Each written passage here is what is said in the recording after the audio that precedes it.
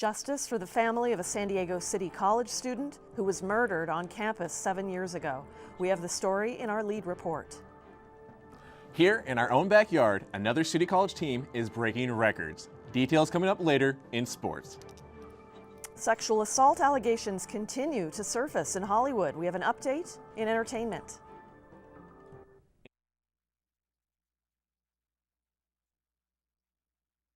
Break. Newscene starts right now.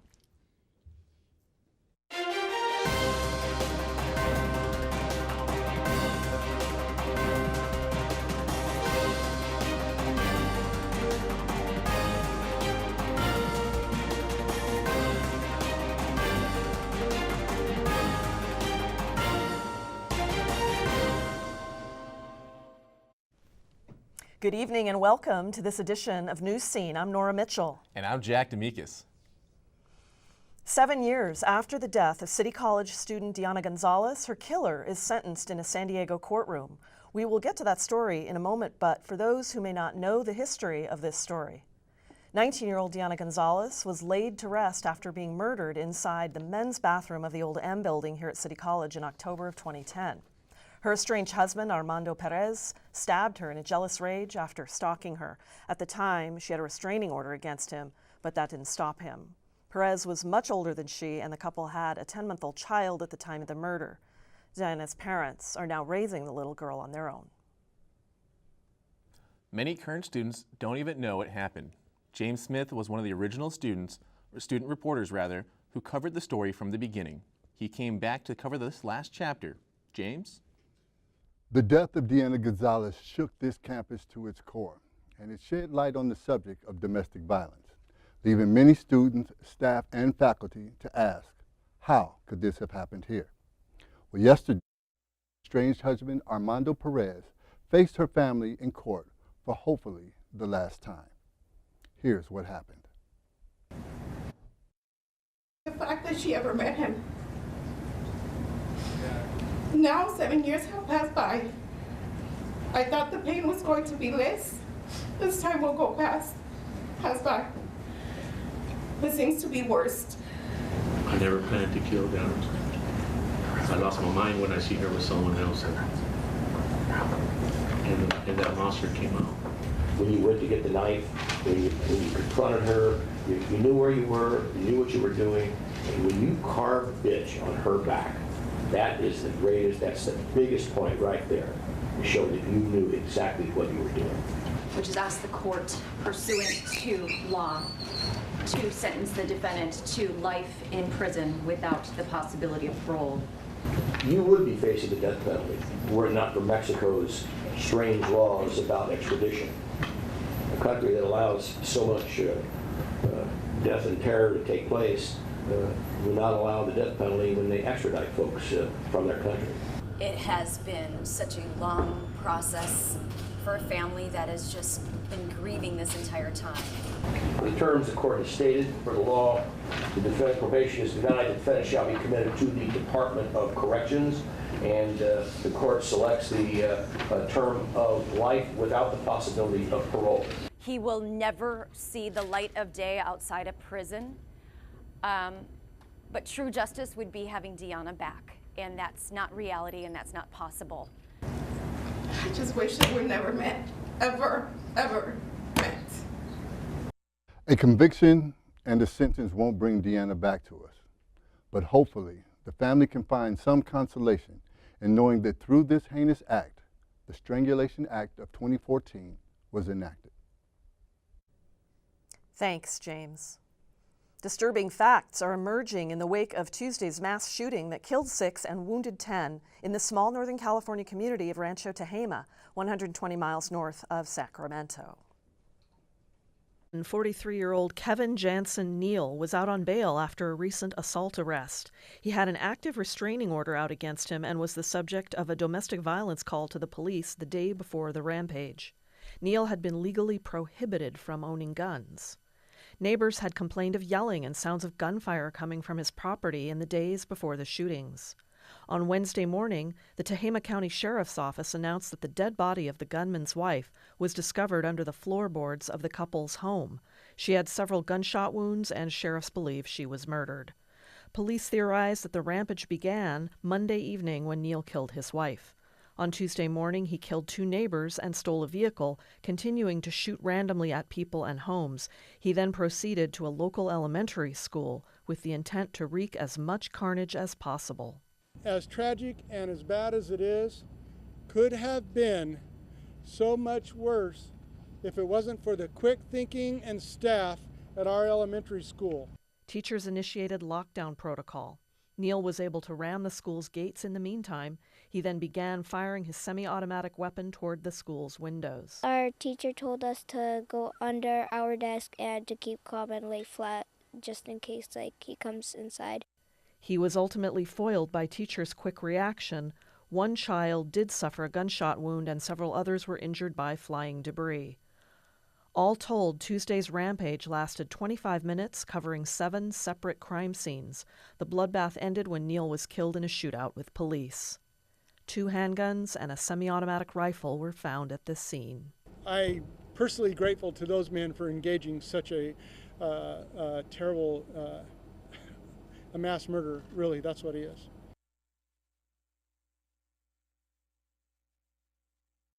The gunman's sister spoke to the AP, saying her brother had no business owning firearms, had struggled with mental illness, and had a violent temper.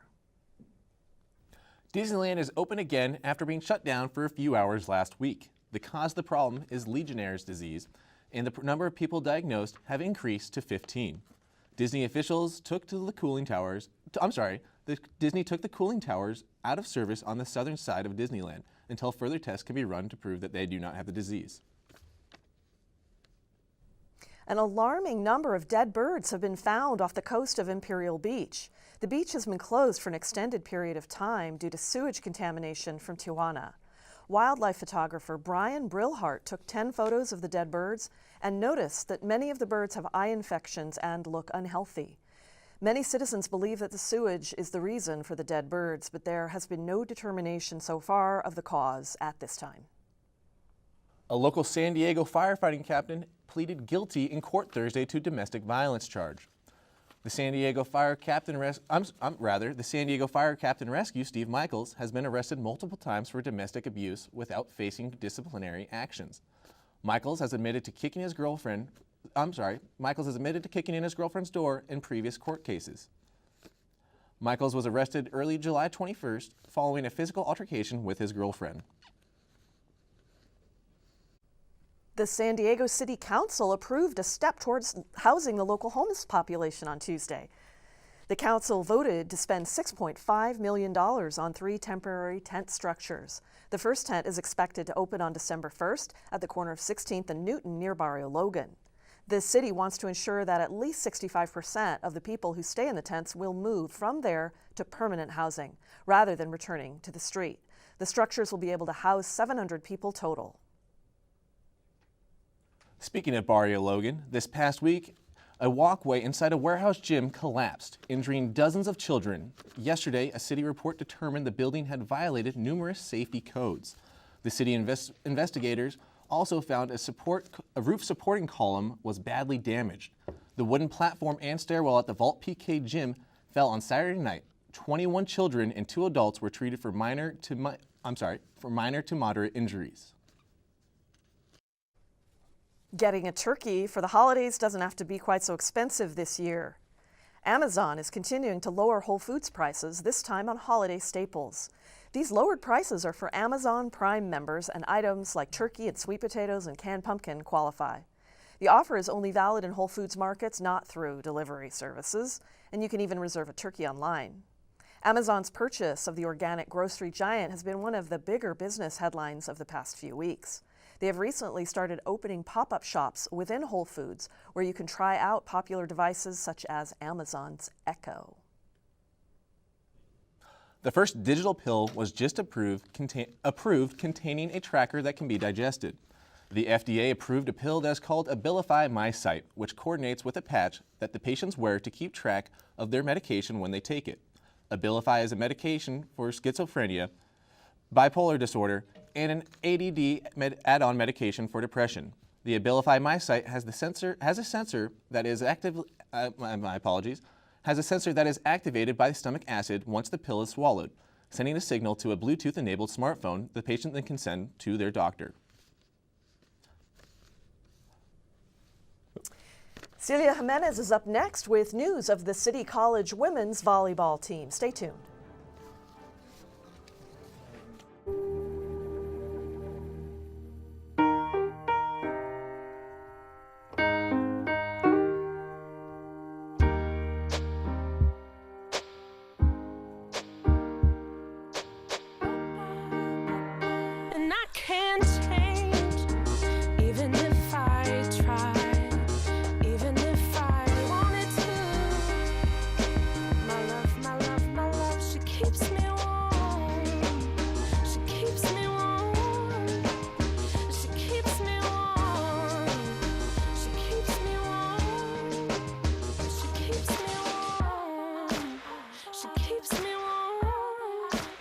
We are neighbors and best friends. I love my sister. My heart doesn't see race. Love is love. Our family is no less than any other family.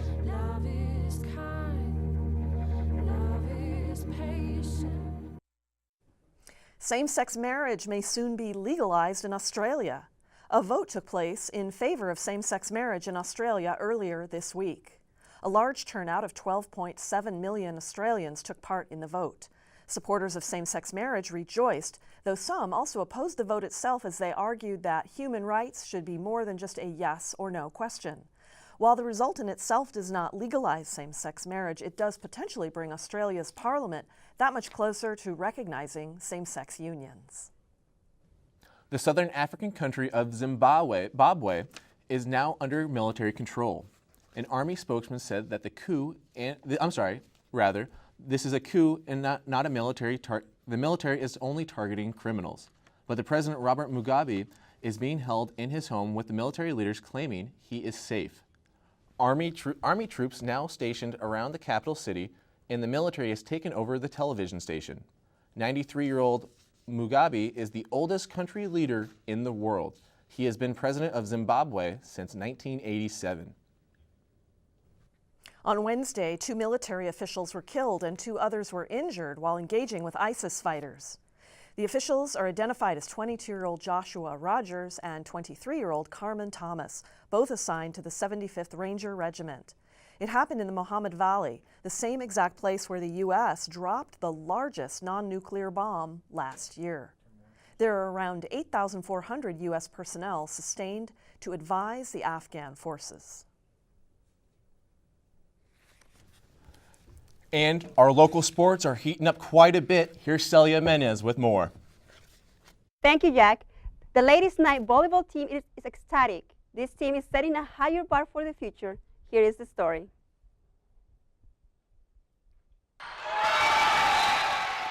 San Diego City College volleyball team wins the Pacific Coast Athletic Conference title for the very first time. And we won conference, and that is the most incredible feeling. This season, the team kept a 13-game winning streak, the highest in city's history. It's an honor to be a part of this team and to create history. League champs, it just feels amazing. The Knights have exceeded their last season's success when they placed second and qualified for the playoffs for the first time. The team is ranked 13th in the state, and they ended the season with a 23 overall record and 7-1 in conference. The stronger players are the reason why the volleyball team is more successful this year. We're starting to get them, and that's what's making a difference now. Despite having their best season, the Knights lost the last conference game against the Grossman Griffins. And in a bittersweet turnout, the team is sharing the first place and the title with them. According to head coach Bodnar, the team lost because their game was predictable. The Knights have been working to build a stronger offense. You run your plays all around the net, so you run the behind the setter, in front of the setter, in the middle of the court. 6 sophomores are leading the team, and Lisette Serna says her teammates are more competitive this year. I was like, oh, if she can do that, I can do it too. So it's all healthy competition. Throughout the game, players have been doing quite working out on local games. From here on out, we're just determined to go even farther and just win every single game that we can. After 2 losses in a row, the Knights won a game before starting playoffs. The team will face the Cypress Chargers on the road Tuesday, and they are ready for the fight. And then moving on to another team from City College, the basketball team endured his first loss for the season. The Knights lost by only 1 point against the Fullerton Hornets during the Fullerton College Classic tournament on Saturday. The team ended its 22 streak win, and they're holding a 5-1 overall record this season. This is the second time the Knights and the Hornets have faced each other since last season's state final when the Knights took the state title. They scored 2 points in only 4.1 seconds. This year, each team has won one match, and many wonder if they will face off again at the state championship.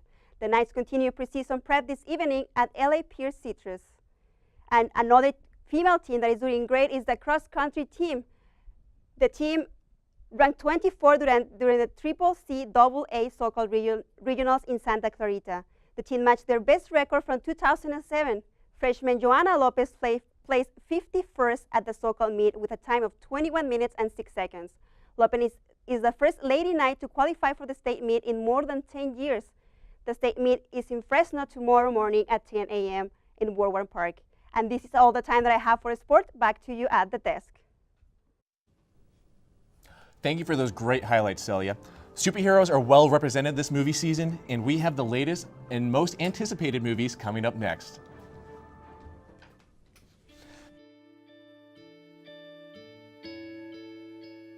Calls me googly eyes. You know you're beautiful, right? You know that? Even you're beautiful. I got bullied for wearing glasses. Share if you're against bullying. We put it out there, just took off. 3 million people have shared this post. Don't let bullies get you down. I stand with you. The whole family's wearing glasses. I wear glasses and I'm proud. I even have the army on my team. All the kind comments brought my child joy. I don't feel thank you is enough. Thanks.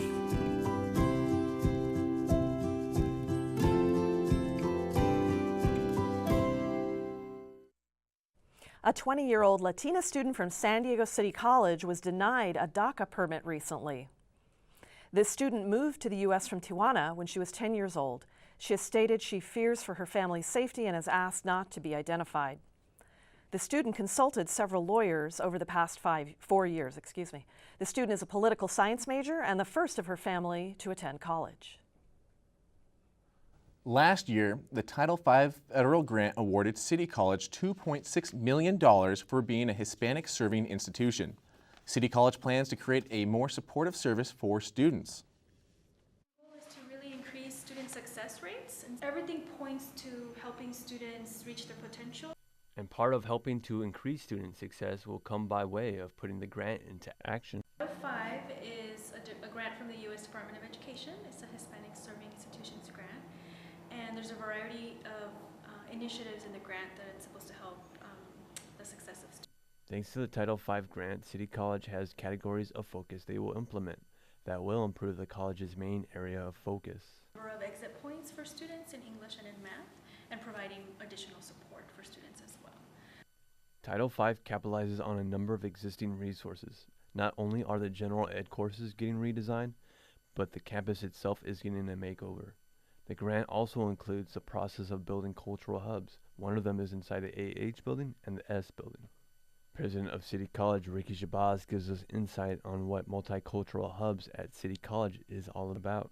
That are specifically designed to increase the success of our Dreamer students, but we'll be advertising other workshops in the center as well. Be a hub for referring students or connecting students to the resources that are available. If you're the first in your college family to go to college and you don't know how this works, you rely on places like this cultural hub where you can go and feel comfortable, know that you're interacting with other students so that they can help guide you to those resources.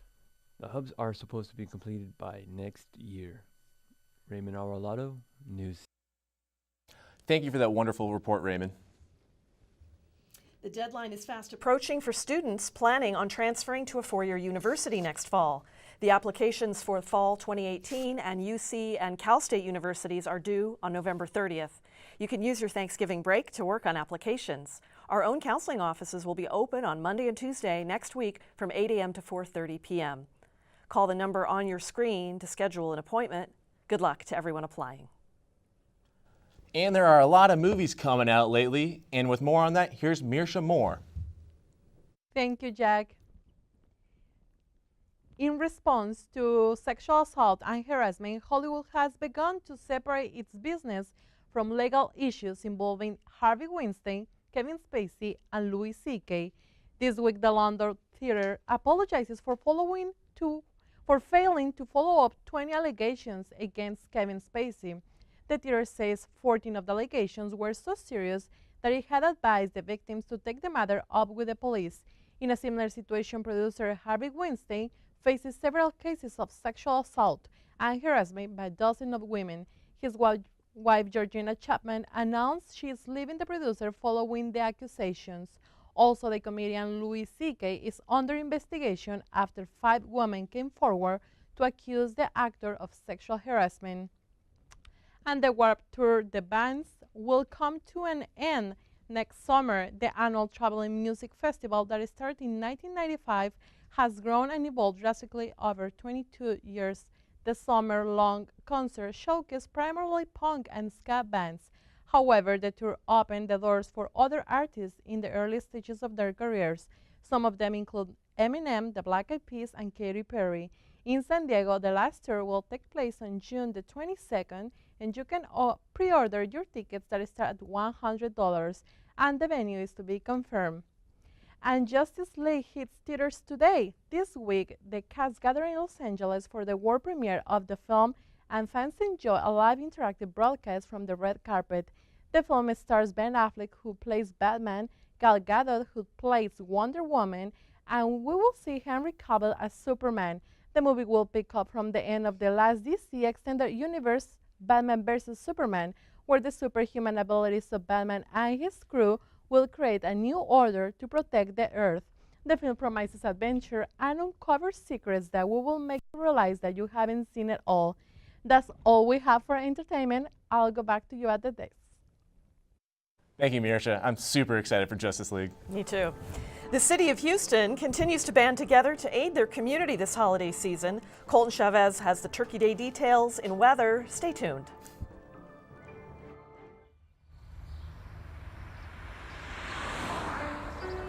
It's harder whenever there's a bigger group.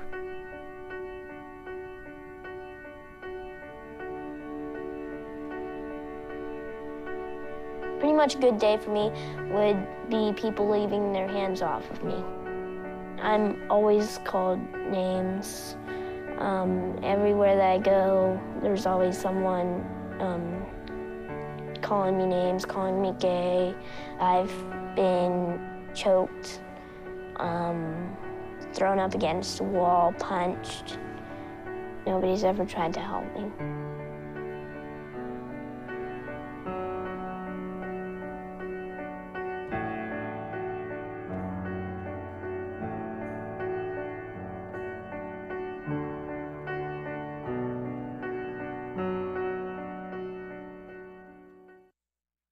With Thanksgiving right around the corner, Colton Chavez has the 8-day forecast for your holiday break. What's up, Colton? Thank you, Jack. And I gotta say, buddy, that outfit looks plunderful. Plumderful, that's what I said. While Hurricane Harvey hit about 3 months ago, Houston is still staying strong for this holiday season. The local VFW in Dickinson, Texas will open its doors for a free Thanksgiving meal from 11 to 2 p.m. Even though this event has been held the past 20 years, many hope this year will bring comfort to those who need it most. Dickinson is just one of many areas in Houston showing the holidays are not only a time for family, but a time to reach out to a neighbor in need. This is truly a great story and an even better reminder of all we have to be thankful for. Now, before we rush over into Turkey Day, let's look at our 8-day forecast here. All right, as you can see for the weekend, on Saturday and Sunday, it's going to be of 70 degrees with a low in the mid-50s. But as we get into our Thanksgiving break, the temperature slowly starts to pick up. 71 on Monday and jumping all the way up to 80 degrees for Turkey Day. perfect weather for you to get out there and do a little bit of turkey trot after you've had your Thanksgiving meal. And also, let's go ahead and look at around the county for temperatures as well.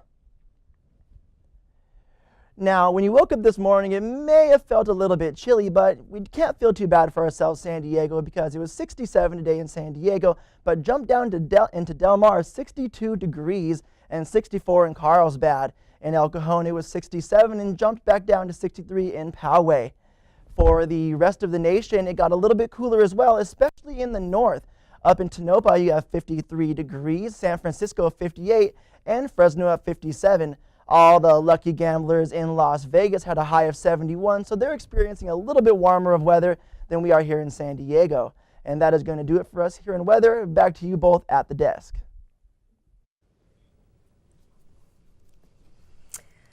Thanks, Colton.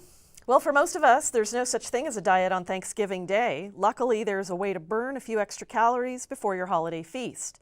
The Encinitas Turkey Trot will be held on November 23rd and feature both a 5K and a 10K race. Participants can walk or run along the beautiful Pacific coast through Encinitas, and all proceeds will go to the Encinitas Thanksgiving Meals in a Basket program.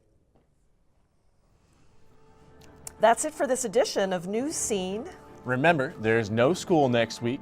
Have a great Thanksgiving break, and I'm Jack D'Amicis. And I'm Nora Mitchell. Good night.